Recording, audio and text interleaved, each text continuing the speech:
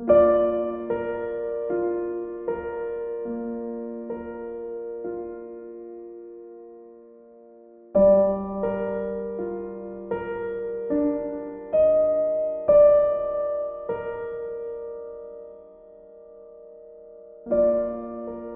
and I have been married 35 years. We met in college. He's a few years older than I.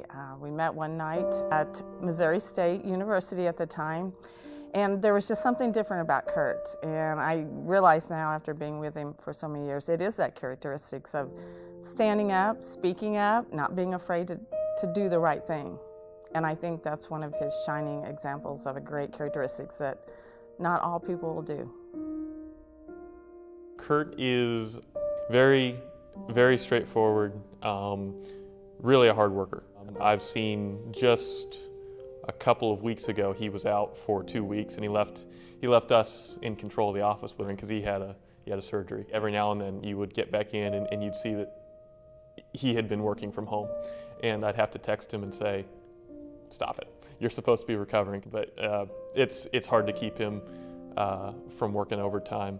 He does a lot for the college. I think it's had a profound impact on everybody who's worked underneath him, at least in my time there. Kurt has got this job down to a science. It will be 25 years that Kurt has worked for College of the Ozarks, and he has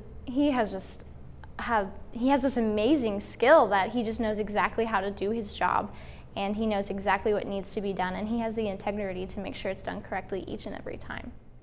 He's someone who's definitely had a lot of responsibility around the campus. He not only participates in his own sphere of things, but he also goes out and helps other people. His motto is, the answer is yes, how can I help you? And so basically for me that says that he takes on a lot of responsibility, and the reason he takes on so much responsibility is because he's always helping people, and he's always able to he's always doing something for people. Even if there's not a lot he can do for someone, he will, instead of saying he can't help you, he will find a way to help you, even if it's very small. When he's here at the college, sometimes he's been asked to do some interesting jobs along the way.